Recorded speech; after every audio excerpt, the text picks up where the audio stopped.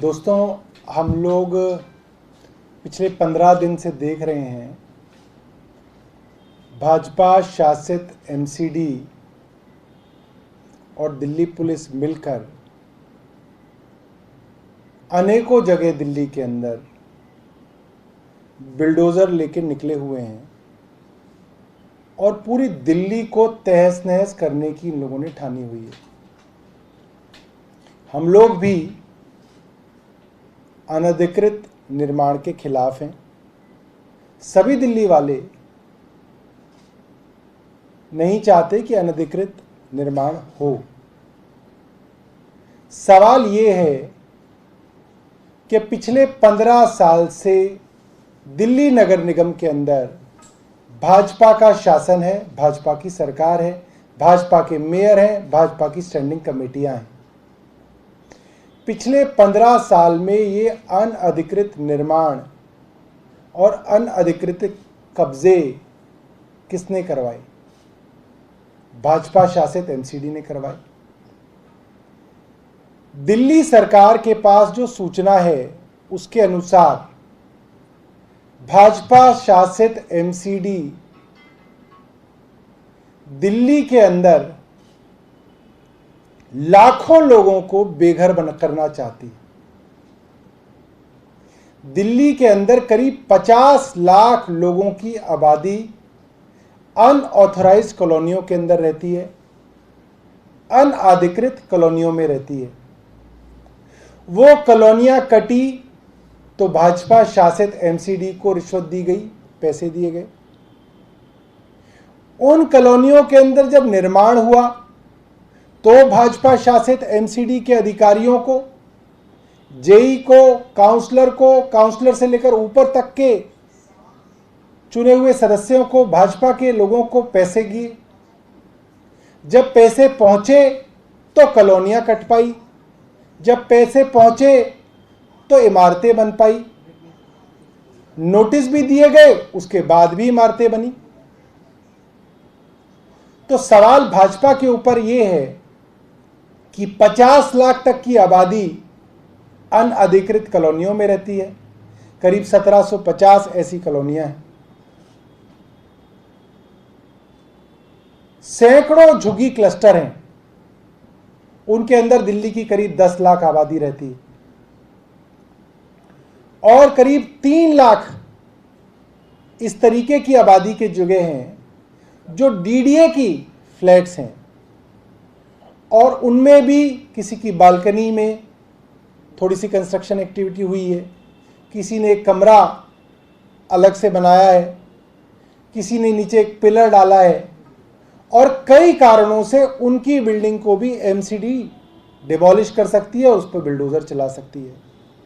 तो कहने का मतलब है करीब 63 लाख लोग दिल्ली के अंदर ऐसे हैं जिन पर भाजपा शासित एमसीडी बिल्डोजर चलाकर उनके काम धंधे बर्बाद करना चाहती है, उनको बेघर करना चाहती है, उनको सड़क पर लाना चाहती है। कुल मिलाकर पूरी दिल्ली को ध्वस्त करने की, पूरी दिल्ली को बर्बाद करने की, पूरी दिल्ली को तहस नहस करने का प्लान दिल्ली की भाजपा की एमसीडी ने बनाया है। हम ये कहना चाहते हैं, जब किसी रोड के ऊपर अनअधिकृत निर्माण हुआ तो एमसीडी की मर्जी से हुआ। एमसीडी ने मोटी रिश्वत खाकर वो निर्माण किया। तो पहले उन अफसरों के ऊपर और उन भाजपा के काउंसलरों के ऊपर और उन भाजपा के मेयरों के घरों के ऊपर बिल्डोजर चलना चाहिए जिन्होंने पिछले 15 सालों में रिश्वतखोरी करके पैसा खाकर इस निर्माण को होने दिया। उन अफसरों के घर पर बिल्डोजर चलने चाहिए और बाद में लोगों के ऊपर बिल्डोजर चलनी चाहिए जिन अफसरों ने ये पैसा खाया। हम भाजपा से मांग करते हैं, आदेश गुप्ता खुद जो बीजेपी के काउंसलर हैं और बीजेपी के दिल्ली के अध्यक्ष हैं, उनके घर का वीडियो एक प्राइवेट चैनल पर चलाया गया जिसमें बताया गया उन्होंने अपने घर पर अनअधिकृत निर्माण भी किया हुआ है और सरकारी ज़मीन पे कब्जा किया हुआ है। उनके घर पर बिल्डोजर सबसे पहले चलना चाहिए। हम ये मांग करते हैं कि इस वक्त भाजपा का एमसीडी का टेन्योर खत्म हो चुका है, इनके काउंसलरों का टेन्योर खत्म हो चुका है, इनके मेयर्स का टेन्योर खत्म हो चुका है। दिल्ली के अंदर एमसीडी के चुनाव कराए जाएं, दिल्ली वालों को अपनी एमसीडी चुनने दिया जाए और जो नई एमसीडी चुन के आएगी, जिसको दिल्ली वाले चुनेंगे, वो लोग निर्णय लेंगे कि कहां पे बिल्डोजर चलेगा, कहां पे बिल्डोजर नहीं चलेगा। एक उदाहरण के तौर पे मैं एमसीडी का एक ऑफिस का ऑर्डर लेके आया हूं, डिमोलिशन का ऑर्डर, जिसके अंदर इन्होंने एक एक्शन प्लान बताया है, action programme with effect from 4 May 2022 से 13 May 2022 for removal of encroachments in various locations in south Delhi under south Delhi municipal corporation.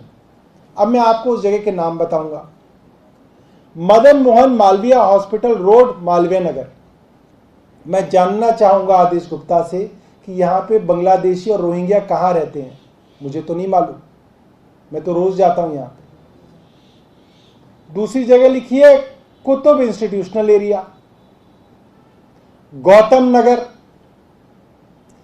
PVR Saket D block.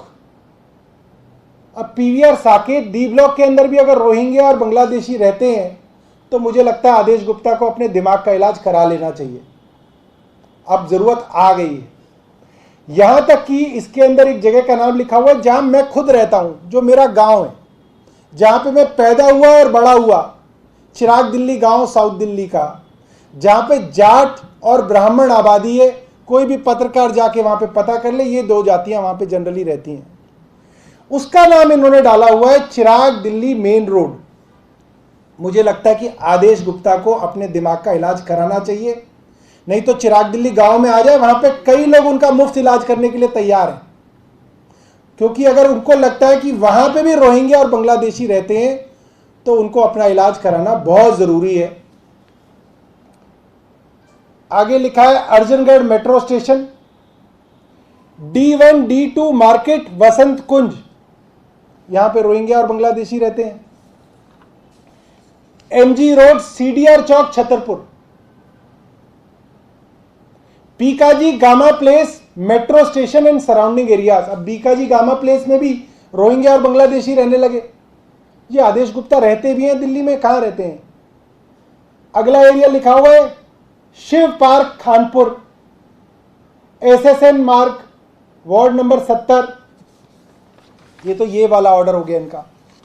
अगला ऑर्डर जो इनका है वो है यूसुफ सराय मार्केट।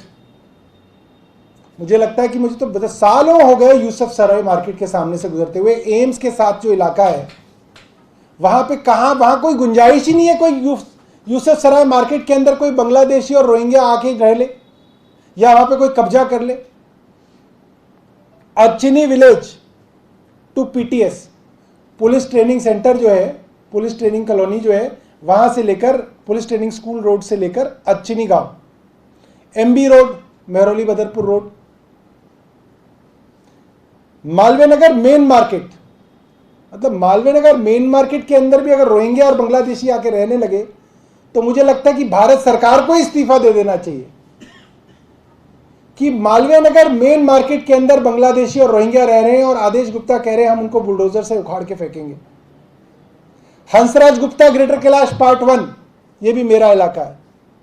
हंसराज गुप्ता वो है जहां पे NDTV का ऑफिस है, वो रोड है, उसके ऊपर ये कह रहे हैं कि वहां पे रोहिंग्या और बांग्लादेशी आके रह रहे हैं। Indra Mohan Bhardwaj road GK2 greater Kailash part 2, Savitri cinema से लेकर तारा अपार्टमेंट तक जो रोड है उसको इंद्र मोहन भारद्वाज रोड बोलते हैं। उसके इधर दोनों तरफ GK की कोठियां हैं और आगे चले जाओगे तो वहां पे गंगोत्री अपार्टमेंट, शिवालिक अपार्टमेंट, तारा अपार्टमेंट तक है। वहां गुंजाइश ही नहीं है कि कोई रोहिंग्या, कोई बांग्लादेशी आके अपनी झुग्गी डाल ले या वहां पे कोई दुकान चला ले। फिर आगे है वाई पॉइंट नियर छतरपुर मंदिर। अब मुझे लग रहा है कि इतना भी मामला बुरा नहीं हुआ कि अब छतरपुर मंदिर के सामने रोहिंग्या और बांग्लादेशी आकर रहेंगे। तो हम इस बात को आज साबित कर रहे हैं कि ये पूरी की पूरी ड्राइव जो भाजपा चला रही है वो सिर्फ इसलिए चला रही है कि लोगों को डरा धमकाकर उनसे पैसे लिए जा सके, उनको नोटिस दिखाकर उनसे पैसे लिए जा सके, और जो आदमी पैसा ना दे उसको बुलडोजर दिखाकर उसको डराया धमका जा सके। बहुत बहुत धन्यवाद। देखिए, वहाँ पे जो लाठीचार्ज हुआ उसमें कई मेरे को पत्रकारों के भी फ़ोन आए, मैं नाम लेना ठीक नहीं समझता, मगर कुछ पत्रकार जो यहाँ की दिल्ली की बीट कवर करते हैं वो भी घायल हुए हैं उसके अंदर, और ये बिल्कुल अमानवीय है। और मुझे लगता है कि सीधा सीधा एमसीडी गुंडागर्दी पे उतर आई है।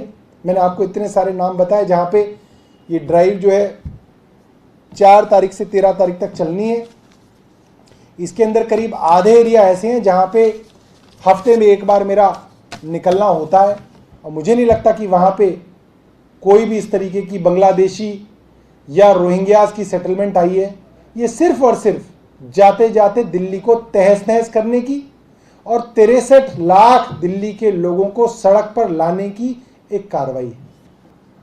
नहीं, देखिए, बीजेपी ने तो हमारे 63 में से करीब 54 एमएलएज के ऊपर अलग अलग मामलों के अंदर कोई ना कोई मुकदमा दर्ज किया है। देखिए, बीजेपी के कई कारण हो सकते हैं, उनको कोई बहुत ज़्यादा कारणों की जरूरत नहीं है किसी के ऊपर एफआईआर दर्ज करने के लिए। वो तो आम आदमी पार्टी का होगा तो उसके ऊपर एफआईआर दर्ज हो जाएगी। और कोई सवाल? देखिए, मेरे को अभी बहुत ज़्यादा जानकारी नहीं है, मगर मोटे तौर पे हमें लग रहा है कि दिल्ली का माहौल ख़राब करने के लिए और पूरी दिल्ली को तहस नहस करने के लिए बीजेपी ये कार्रवाई कर रही है। इतने लाखों लोगों के ऊपर ये कार्रवाई करने जा रहे हैं, मुझे लगता है पूरी दिल्ली जो है ये बर्बाद कर देंगे। इनका टेन्योर खत्म हो चुका है। लोग अपनी नई एमसीडी को चुनेंगे, और जो नई एमसीडी चुन के आएगी वो निर्णय लेगी कि कहाँ बुलडोजर चलेगा, कहाँ बुलडोजर नहीं चलेगा। और कोई सवाल? देखिए, 2014 में जब से नरेंद्र मोदी जी की सरकार आई है, रुपए की कीमत लगातार घटती जा रही। तेल की, पेट्रोल की, डीजल की कीमत लगातार बढ़ती जा रही है।